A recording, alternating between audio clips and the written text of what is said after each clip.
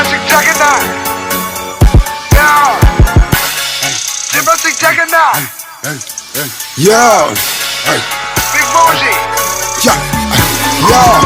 Think of me, Jurassic Juggernaut.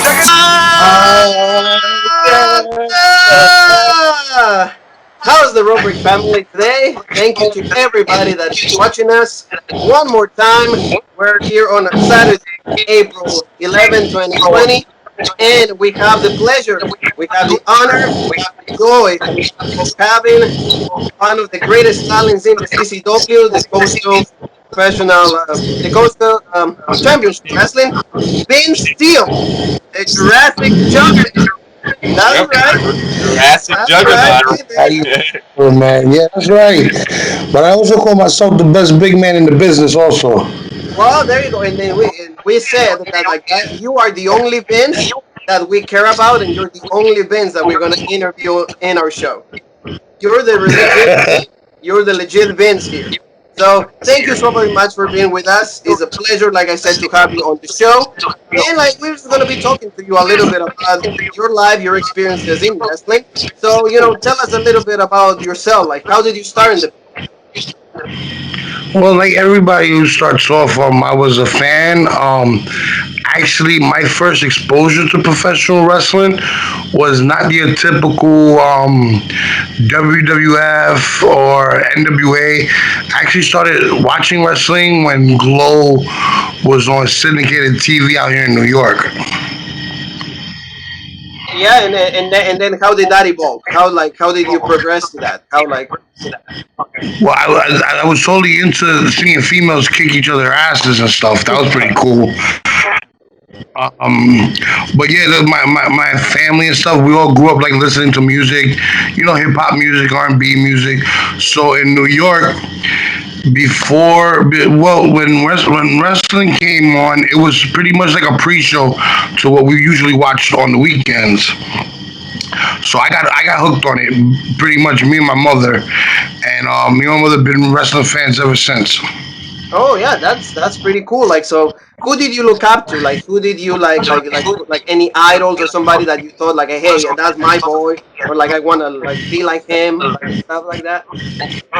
See, I didn't really like wanted to be like a wrestler at first. It wasn't until like the Attitude Era, and everybody it was very popular. I was back in high school telling the teachers to suck it and everything like that, getting suspended. But what really got me wanting to be a professional wrestler was a man named Mike Awesome. He was a former ECW heavyweight champion. He was a big guy that could fly. That's right. So like he's the one that inspired you. He's the one that said, hey, you know what? I want to do this. I want, like I can do this. Yeah. Oh, that's pretty cool. Like, yeah, like John Paul, like he loves Mike Awesome. Like he's a really big fan of ECW. So I can really understand. He was a really great wrestler. Like he helped out like that channel, like that promotion and everything. So like you like that, Vince. And then how do you like go from like, hey, I like this to I want to do this? Well, didn't really know that there was wrestling schools until I started watching public access, and they showed like local wrestling shows on there, and then they put up a number to talk to the guy to see if wanted to be a referee or whatever. So I called this dude up, and he was a big scam guy. He showed us a place to go train at. And to learn how to wrestle, he showed us the basics and everything like that. And then I ran with him for about a year. And like after 6 months, I was already wrestling on shows.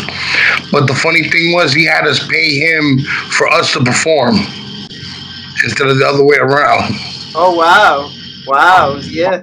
So that was like your first steps. That was your first try. And did you learn anything, or you were like completely green after that? Well, I was green, but I kind of cheated before I watched the Secrets of Professional Wrestling. Okay. So I actually I recorded it, I studied it, I learned how to fall, but I also know how to fall because of martial arts and everything. So it was real easy to pick up. Then we were training at the original doghouse where the infamous homicide came out of, low key. So they will rent the buildings to us, so we can do our little shows, and one of the head trainers there actually liked the way I looked and decided to take me under his wing. And his name is Tower Torture Lathon. A lot of people don't know who he is, but he was real big in New York. Oh wow, that's it. So like he's the guy that actually taught you most of the stuff, then you will say, right? Like he's the guy that like pretty much developed like you as the wrestler, right? Yeah, and me also, I was able to train very early in life. I started training when I was 16, Wow. and and then that's when my growth spurt hit, and I was a small guy at first, and then all of a sudden I just blew up, and then through time I got bigger and bigger, and but that he told me the ropes and everything like that, but it wasn't like it's very different, like how the way everybody's being brought up now, where you're gonna be like, I wasn't inside, like it wasn't a real strict place for me to learn and everything like that. So eventually they ended up getting shut down, I think in 2002. And then from there, I had to venture off and pretty much on the job training. I had to bullshit my way into other promotions and stuff and learn like that. And I may not look it, but I'll be touching my 20th year next year. Right now, I've been wrestling for 19 years. Wow. What do Yeah, you think, John Paul? yeah, Wow. that's awesome. That was gonna be one of my follow up questions because I know you said you started when you were 16, so I was gonna ask, how many years have you been doing it now? But yeah, that answers my question. Yeah, that's pretty great. Like almost 20 years in the business. Tell me, like Vince, tell me, like how is the business now than 20 years ago? What kind of things have changed? Oh wow, lots have changed. We got all the time in the world, so you tell us. We're here to learn. Well, when I first started, it was like towards the end of the Attitude Era. Everybody was into wrestling. The women were good back then. It was easy. You was able to say you're a professional wrestler. You got lucky a lot. And nowadays, the younger girls are coming out being more fans. And I don't know if you guys know anything about the news. Like a lot of the guys are in the business getting in trouble with these younger girls and stuff like that. It's crazy. But yeah, man, I trend the older women are the way to go. That's the way that you get lucky, right? Yeah, we Oh, tell we have a podcast. We never get lucky. story. Mhm. I was getting fellatio under the ring during a live show. That's That's how you right. gotta do it. Yeah. That's right. Yeah, That's how you do it. I miss ring rats, man. That was whoa, man, crazy. But now it's more kid friendly. It's way more of a fantasy, and people look up to you in a way different manner now. But back then, man, it was no holds bar, man. Yeah, Oh, I would that's say awesome. you could probably have WWE to blame for that. The way that they went more kid friendly, and then everybody has to follow the number one company. So they're like, we're just gonna follow them. Yeah, And you also, gotta like, be, you gotta be smart about it. But the kids, that's where the money is. yup, yeah, If you want to make a lot of money in this business, the kids are gonna buy your shirts. The kids are gonna buy your toys. The kids are gonna buy your foam fingers. They're gonna buy whatever it is. They're like, oh, he comes out with all that. Oh, I gotta get that. Oh wow, yeah, it is. It absolutely true. It's absolutely true. And then Vince, how do you end in like the CCW? Like, how is your road end up in CCW? Because I think that's your main promotion, right? If I'm not mistaken. Oh no, my main promotion is American Championship Entertainment. Okay. Ace Pro Wrestling is based out of New Jersey. But how I got into CCW, well, Cha Cha Charlie, Oh, you we're know, gonna talk about Cha Cha Charlie. Oh yeah. Yeah, go ahead. I'm sorry that I interrupted. I actually met Cha Cha Charlie in a show in New York, and he was telling me that that Pablo Marquez was looking for new talent and all that. And the funny thing is, I knew Pablo from when he used to be out here in New York, and during his ECW days and everything like that. And he doesn't remember me because I was a younger kid then, but I told him a bunch of stories that only somebody that was around there would know. So he jumped onto me and gave me a chance. And ever since then, man, I've been very blessed by him and his staff and how they take care of me and everything like that. Cause they cover for everything, man. They pay me good money. They fly me out from New York. It's very professional place. Well, that's really great because, like, you're a really great talent. Like, we've seen matches with you, and like you have a really great move set. So now, tell me, how did Vince Steele develop into Vince Steele? How did you came up with your gimmick, your character? How did you become into Vince Steele? Well, since I've been in the business for 20 years, there's been a lot of failure gimmicks. I started off as Vinny the Pooh, where I looked like Winnie the Pooh. I had an Afro puff, and I had a loaded Winnie the Pooh doll. Then I changed up. I became French Canadian.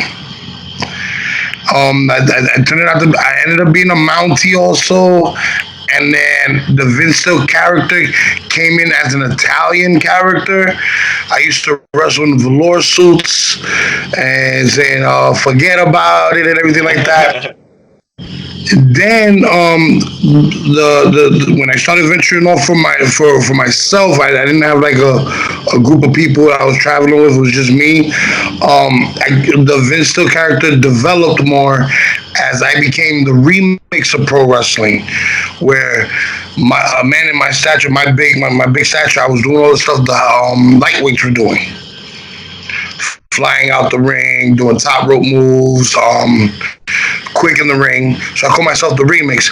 That didn't catch on until about 2016, towards the end of there. And then at my home base, the commentator said, "This Jurassic Juggernaut Vince Steele," and then I'm like, "Whoa, that's a cool name." And then me being with the times, me flowing and evolving with the times, Kids Like Dinosaurs came up with the logo, and off to the races. I see that. Yeah, you have a great logo, and even like see Jean Paul is like honoring you. That's why he has the Jurassic Park like shirt. Like once the situation clears up in the world, we'll get a shirt like from you, the Jurassic Juggernaut. But then, so like you develop your moveset and everything, and then like I know you won a few I would say many championships. How does that feel for you? When you win your first championship, how did that feel? 1, 2, 3, and then boom, you're a new champ. How is that feel? Because we played in the game, and in the game we're like, I'm pretty much dying on the floor, like crying and everything. But probably if you do it in the real life, it feels 10 times even better. Well, in the business, where when a promoter gives you a title, that means he has a trust in you that you're going to be bringing in people, and people are coming to see you, and that's like the best feeling to have. My very first title was a tag title. I teamed up with Bull Dempsey, and it's crazy because right after we won, we did our first title defense. Then he told me he was off to NXT. Oh wow! So off with some bullshit. Yeah. So he ended up and he ended up going to NXT and stuff. And then I went solo. I ended up winning a singles title after that, and then heavyweight title after that, and then and then the thing is like I'm very very frustrated in my career as right now because it took me 17 years to make it out to where I think I'm where I'm at now, and it was a lot of personal stuff. I started a family. My ex was not feeling the whole wrestling vibe and all that. But once that was over with, ended up losing my mother during that whole fiasco, and then what else? I have nothing else to lose, so I'm like, yo, let me just take a chance. And then that's when I reached out to Cha Cha. I went to Pablo. After Pablo, I have a promoter from West Virginia, from Big Time Pro Wrestling, Lord of the Rings in West Virginia, called me out, and he flies me out every month. And right now I'm his heavyweight champion. That's right. That's right. Yeah, So that's we're talking, awesome. see, Jean Paul, we're talking to a world heavyweight champion. So like that's why we feel so honored No, no, no. and thank you. I got a problem with the world heavyweight champion. If you're not defending the title around the world, you're not a world heavyweight champion. There you go. See, that's Heavyweight champion. I'm really into details, and I hate when these other promotions they be like, "Oh, he's the world heavyweight." No, you're not. If you're not defending your title in Europe, and you're not defending your title in Japan, you're not a heavyweight title see, there you go. holder. You're not a title holder. That goes to you, Brock Lesnar. All right, yeah, that goes to you. That goes to you. Okay, there you go. We heard it There you from the go. mouth of a champion. But now, speaking of that, would you ever, if the promotion would ever, want to do something like this, would you ever go to another country like Japan, something like that, defend a belt over there, Mexico, Britain, anything like that? I've been trying, like, I've been talking deals out with promoters out in Mexico and stuff. When I was doing my run in a lucha company in New York, got tons and tons of calls, but nobody pulled the trigger on it. So so that you get a lot of guys who talk bullshit. Yeah. I'm not believing nothing until you book my plane ticket and you pay me my advance, and then we're off to the races. That's true. That's true. Like you gotta be careful nowadays because a lot of people like try to scam you, try to just use you for like their own benefit, and we completely understand on that. So then, Vince, tell me like, do you watch the current product? Do you watch wrestling a lot, or like do you try to stay away from that? I have to keep my eyes on the product. I got to see what's out there. I don't want to do the same thing that other guys are doing, And it has changed a lot, but what can you say? WWE has a lot of restrictions since they went public. It's cool that AEW is up and around. I have friends that are in AEW. Sonny Kiss is a real good friend of mine. Proud proud and powerful. The LAX, Santana and Ortiz. Those guys watched me wrestle before they became wrestlers. See, that's awesome. That's awesome. Yeah. So you still keep the friendships though, right? Like they still in touch with you, that you still talk to them. That's awesome. That's awesome. So I know, like, see, you're from New York and everything. Do you wrestle in House of Glory or no? Or have you had the chance over there? Unfortunately, no. They're very based on their students in House of Glory. Like if you see people that you never seen before, that's because they're students. Other than the names that they have on the shows, I give Red. Red is a very good teacher. I know Red from our days back in Doghouse and all that stuff. I bumped into him a few times. Bryan Excel also. Those are very good guys, man, and they're doing real good with their students. Oh, good. So, like you said, well, you watch AEW and everything. So, like, do you watch also WWE? Like, in your own opinion, like, who's better? Like, who gives you who excites you more? See, that's the best way to say it. I'm not too much of a fan of the current product, but I will give. My eyes are more on AEW and NXT because they have a lot more leeway.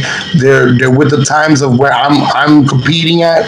So, but the main roster and stuff, they're flowing. They're flowing with the punches, and it's hard to stand out when you got somebody writing your stuff. So. Yeah, it is pretty true. Like, what would you say to that, Jean Paul? No, I mean, I agree 100%. Like, like Vince said, the main product, it's like, okay, but when you have one guy writing for 50 superstars, they're all going to seem kind of generic, seem kind of the same. But No, the thing you is, had, like 20 different writers. yeah, Like 20 different writers. It's like but they a all, guy but they all go every through, every single they all guy. go through that one man. So Pretty much go through the bins that we don't talk about. Yeah, we talk yeah, to the legit bins. We talk to the legit bins, the guy, the guy that we are fans of, which is you. And talking about you, you said well NXT is good and AEW like. If, have you have any calls, any contact? Like, can we get excited about seeing Vince in one of those promotions anytime soon? Well, right now I'm just building my own brand. And since we're in a day and age where I can make money on my own, I'm pretty comfortable with that because my leeway, I can see my kids whenever I can, and but if the opportunity comes and they offer me a contract, and it's a hell of a lot of money, you damn sure I'm gonna take the opportunity, man. That's awesome. I'm not looking for it, but if it comes, I'm gonna take it. That's now awesome. if you had to choose which one would you pick? If it was up to you and they were both giving you the same amount of money, same creative freedom, all that stuff, which one would you want to sign your name to? It depends. AEW will give me a lot of freedom, but they're still in the baby stages.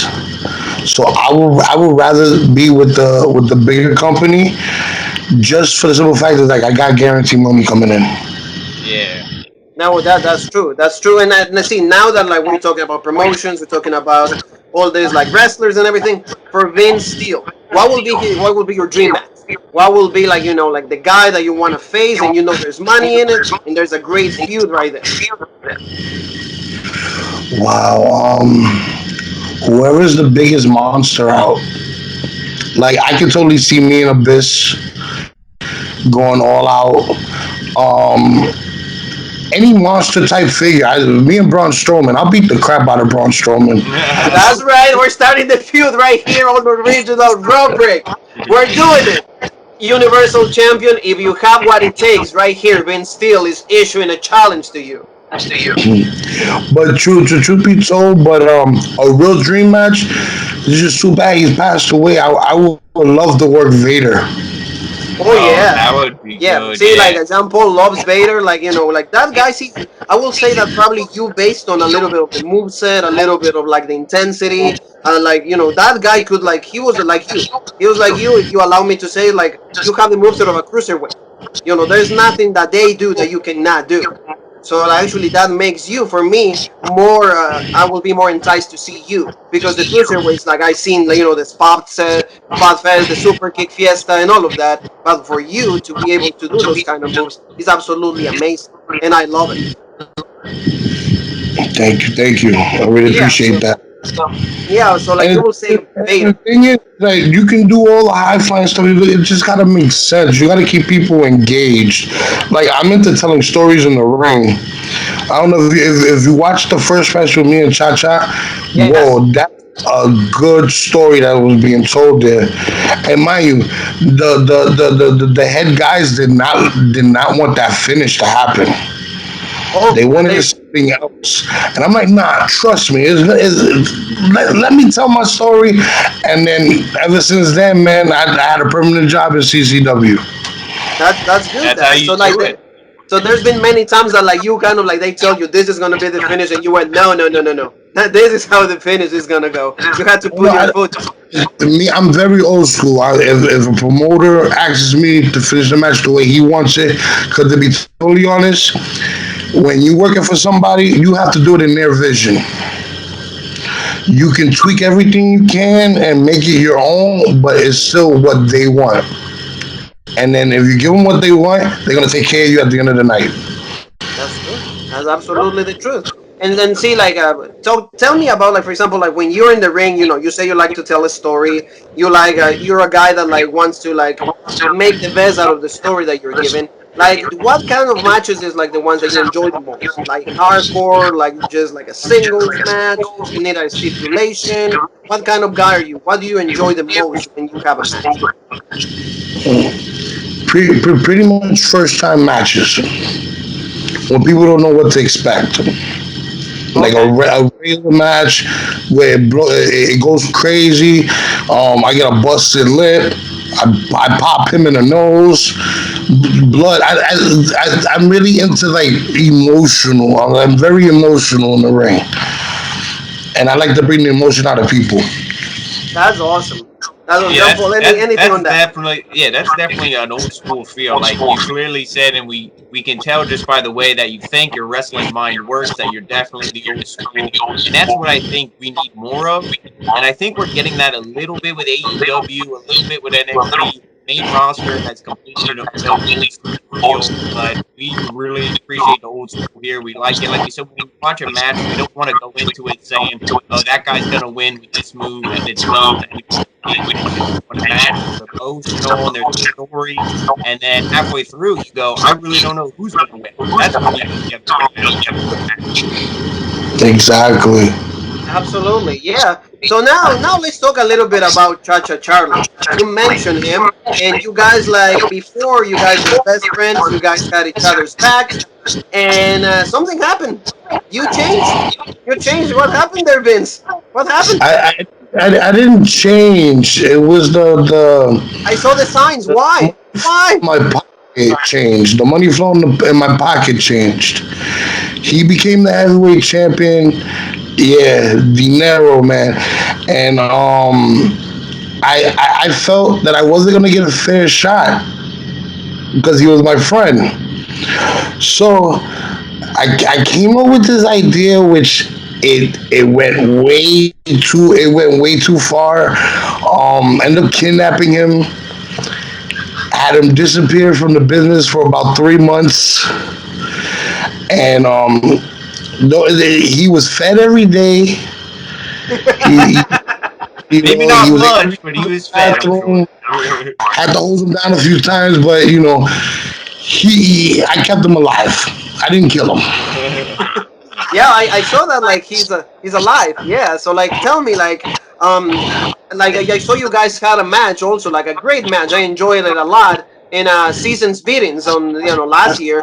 It was a really great match, and then you end up winning that match. But I think it's because Cha-Cha was just nuts because he still wants payback from that. Like, Yeah, I did not like how the match ended. I totally don't agree with it. But the one thing I liked, I made him come out of character. yeah, we saw I the made, dark side. Yeah. I made him not be that good guy that likes to dance. And I wanted to show his fans that he's just a man and he's not a superhero.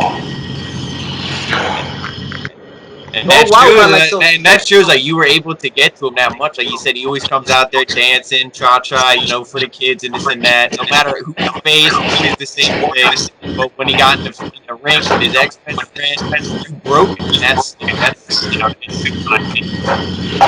And then the thing is, before season beatings, he cost me my chance at the CCW championship. Because for some reason, I don't know why CCW decided to hand the belt to Striker Ramirez. I thought I was gonna get a match. Then all of a sudden, Striker's walking around with the title. So I get my chance to get the title shot. And then who comes running in saying he came to help me, and he clocks me right in the face with the title. Wow. So that, and he didn't know I kidnapped him until after he hit me with that belt. So he was about to let him know. Oh wow. Well, but see now, Agony is the champion, as far as I know, right? Like the world heavyweight champion is Agony right now in a CCW, I believe. He's the champion now. Yeah. Because like Chacha was saying in an interview for the CCW, in CCW talks, he said that the score is not settled yet. He said that like you guys were family, you guys are like they still have one last blowout, one last beat. So like, should we get excited about that? Are we gonna see that anytime soon, Vince? What does Vin have to say about it? I didn't like how I won. I think I need to really beat the shit out of Cha Cha Charlie and leave him laying there with my hand raised and looking down at him and telling him that I'm better. And you're gonna show who the best man is, right? Yes. That's right. That's right. So now, Vince, like, I'm enjoying this. So again, I want to thank you for like your time. Like, what kind of injuries have you had? Have you had like a really serious injury where you can say, hey, maybe I'm not able to come back, and or you've been thankful to just being like regular injuries? The most serious injury I had, I used to get really really severe back spasms, and that was because I kept missing my finisher. So then I ended up doing my finisher a lot back, way back, just to get more attention, but it didn't get the same feedback as me hitting it on someone. And a lot of people were coming up with, especially with these newer guys, this newer generation of wrestlers or performers, didn't want to take it. So I ended up changing up a little bit, and then sometimes I tell them that's not gonna happen, and it's gonna happen, or I have to go to the higher ups and tell them like, yo, we gotta finish it like this. And what is the finisher we're talking about here, Vince? Is like the splash? Is that the one we're talking about? Or? It's the Harlem Hangover. Oh, okay. Oh, yeah. It's the top leg drop. Okay, yeah, like, oh, wow, okay. I see that. I can see why a lot of people maybe will be some hesitant about it. But hey, you know what? You're in the business for this kind of things. So, like, and I'm pretty sure you're a safe wrestler. So, like, why not? Like, if you're in it for it, you gotta take it. You gotta take it. There's no other way. Especially like you're not, like you said, these young wrestlers. You're not going to be a year of doing this and tell somebody who's been doing it for 19 years, hey, how about we do it this way? No. You listen to the veteran. You listen to the guy who knows what he's doing, who's been doing it for almost 20 years. That's who you listen to. Yeah, but sometimes it doesn't even work that way, man. Because you have guys who just starting out and then they older than me. Oh wow! So I have to respect my elders. I'm a very respectful person. We'll come to an end that we both can agree on. But most of the times, like I don't really argue if they're afraid to take it, because if we say we're gonna do it anyway, and then I end up getting hurt, then I'm gonna have to really fuck somebody up. So that's right. That's right. We would love to see that. No. We're keeping the space. No, we don't want that. So, though you're talking about like see the elders and everything, like what would you say your biggest satisfaction in these 20 years of wrestling? Like who was you got to wrestle? Because we saw that you wrestled Sabu. How was that? How was that experience to wrestle Sabu? A guy that like is absolutely known by everybody that loves wrestling. Like Jean Paul, like we are big fans of ECW. That guy is absolutely great. Genocidal, suicidal, like it doesn't matter what he's going through. He put a great show for the fans. How was that? I'm gonna be telling us he's really suicidal and genocidal. Like he don't care how old he is. He could be in pain and all that. I was very hesitant in the match. I don't know if you guys noticed it. Didn't really want to like clock him until he really had to piss me off, and he really pissed me off a few times. I had to clock him, but I felt bad about it at the end of it. But it was cool.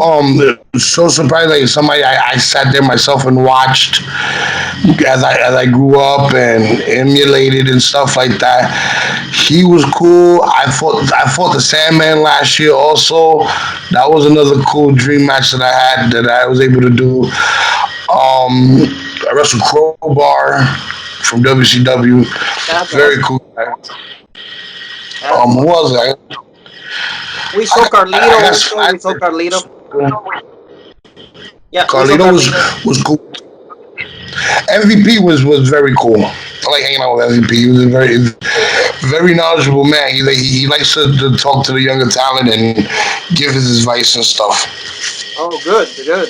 Yeah, because we saw when you were fighting Sabu, like he throw the chair at you, and then like and then you got, I think you got pissed at that time, and then you end up like I think you choke slamming also, and then yeah, I saw you with like you got like the Santa hat, and then like the beer and everything, and you put like Will Ace, I think Yeah. Ace Will, you put him through the tags, like you did a choke slam and everything. That was a really great moment. I really enjoyed that. Yeah.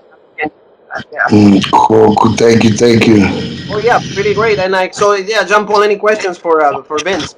Anything that Just, comes to I mind. would say, just since you seem like a fan of a lot of ECW guys, you said Sabu, Mike Awesome. I know you wrestled with Sandman. You have wrestled in like ECW back in the day. Would that have been a promotion that you would have liked to wrestle for, doing like the hardcore style and stuff almost every Oh, night? definitely.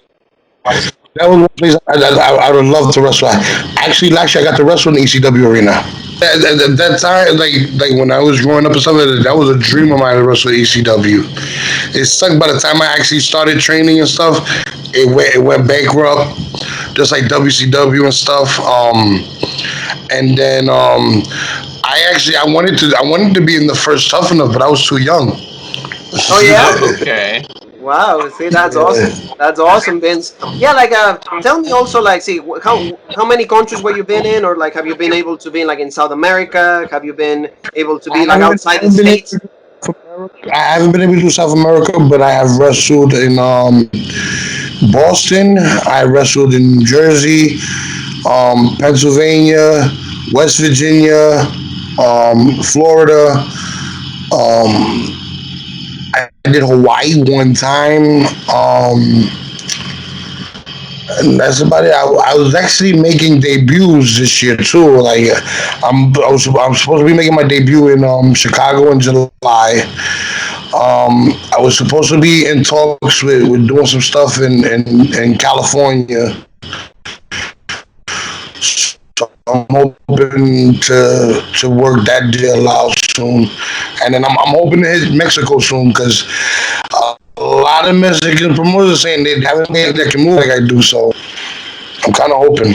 Well, like Yeah, yeah, that I think there's a big market down there in Mexico. You know, like you got some fans here in America that really love wrestling, but in Mexico especially, they still really love their wrestling. So I think if you go down there, especially with your character, your moveset, the energy you have to the ring, you come out the full feel still.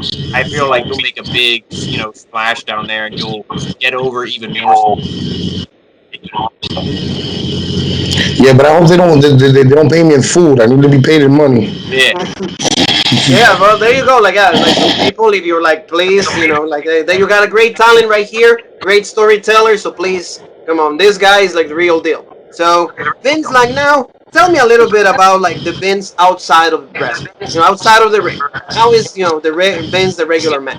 Like, what do you like to do? You like any hobbies? Like you follow sports? Vince outside of the ring. Well, me, I'm a father of three boys. They're all young in age. I have a 14-year-old, I have a 9-year-old, and I have a 6-year-old. And all I pretty much do is train and work. I have two shoe jobs outside of wrestling. I lost one because of the whole pandemic, that the thing that's going on now. But I'm also in the medical field also, so I ended up keeping a job during this hard time. Like unless the other guys that are actually in the business and they're using this as employment, they're going through a hard time right now. And I'm just blessed that I maintain employment, and that's all I pretty much worry about is just making money, making sure my kids are fed every day, and getting opportunities that I haven't gotten ever in my life. So that's what I pretty much do. But other than that, if I'm not doing anything, I'm busy playing video games in the Good, house. good. Like what kind of games do you like? What kind of games are you into? Like, do you play the wrestling Games, games? basketball, NBA 2K, Madden. My son's got me into FIFA.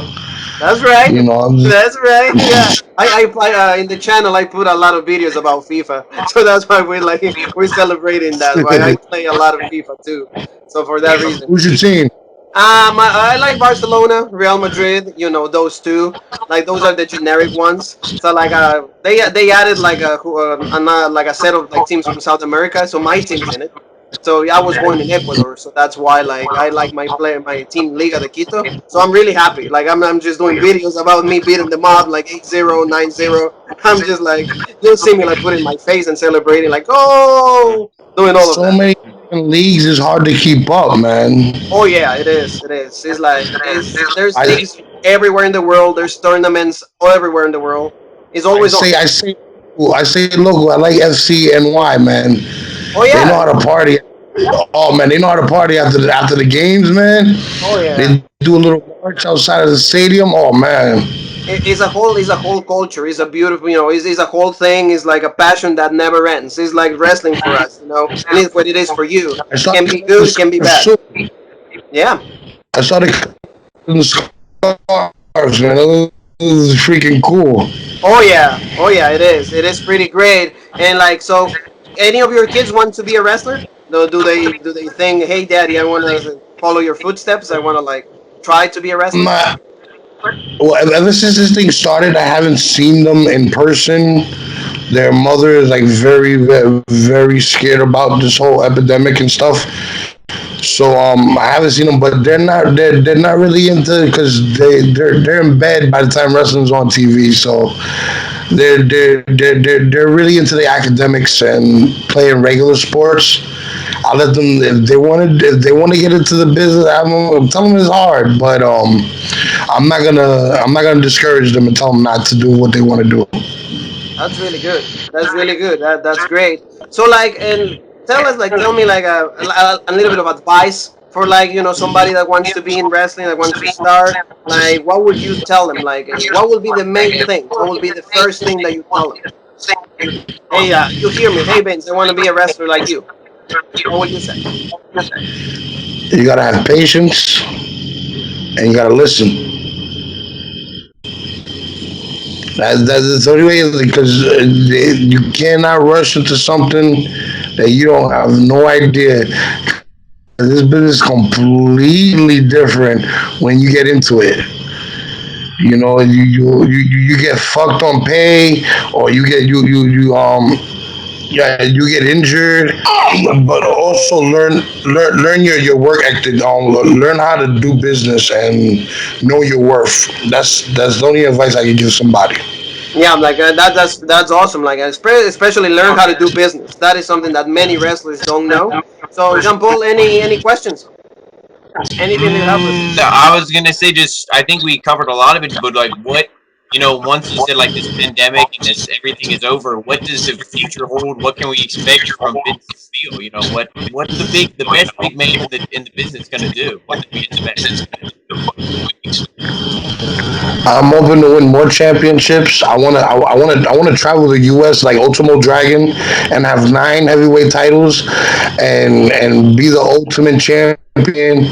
But also just having people coming to see me wrestle is more than enough. We'll definitely we're gonna try to see you when you're in Pennsylvania. So please let us know when that happens because we will love to see you. Have an interview, like finally sit down with you, and like we will make sure it's 6 feet away. Like just so we are on the safe side of everything. But we would love to have you there. Before we let you go, Vince, two things: the most gratifying memory in wrestling and the worst memory in wrestling. When I wrestled in front of 15,000 people in in Connecticut, it was a metal music festival. They wasn't really there for the wrestling, but there was 15,000 people there watching me wrestle. That was cool. The worst thing I could say is I wrestled a close friend of mine's, and I ended up and when I found out about my back spasms, I wrestled him, and then I got hurt, and I was in bed rest for a complete month. Like I didn't use the bathroom for a whole month. That was scary. And that was like the scariest thing, that not able to move. Oh wow. Okay. Oh yeah, I can imagine. Yeah. We get to hear it from the man. So see, Jean Paul, Vince, I want to thank both of you for like this great interview. Thank you so very much, Vince. We hope that like you're right now you're officially a member of the Robrick family. So anytime you want to come on, please just say, guys, let's talk about wrestling, let's talk about FIFA, anything you want to talk about, you're more than welcome. I want to thank you for all your time, all your experience, and Robrick family, thank you for watching. Thank you for all the new subscribers. All we always say to every single one of you, thank you so very much. Jean Paul, where they can find us, and also Vince, where they can find you before Jean Paul. Vince, Yeah, where they yeah. can find you social media. Tell us all your social media and everything, the links to where to buy your T-shirts and all that, because they need Easter gifts coming up. So Yes. What you call it? Instagram is Steele Vince, STELEVINCEN. Facebook, Facebook.com/Jurassic Juggernaut or Vince Steele. You just hit me directly if you want merchandise of mine. You just inbox me. I like to get to know people who buy my stuff because I don't want to. I don't want to give them bullshit. So just let them know and all that. Actually, that's another reason why I want to go to California. I have fans out there, and they bought all my merch, but never saw me wrestle live.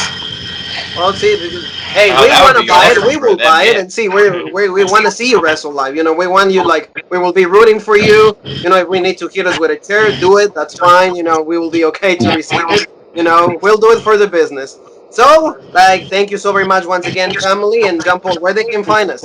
We have Facebook, Instagram, Twitter. Find us all on there. The news updates, and right when this interview comes live, we'll be posting that. We'll also be posting all of Vince's social media and all that as well. So. And next time we have Vince on, and like he said, he's going to be Ultimo Dragon. He's going to be behind himself. And he will be able to say he's the best big man in the industry, because how can you deny that? How can you deny that? Thank you, Vince. We wish you the best. Also, we hope you stay healthy. We hope this whole thing will go over. Don't forget, let's watch everybody. Wash hands. Stay away from this. Let's keep the power of positivity like the New Day. And Jean Paul, you and me have one last thing to say. And that is...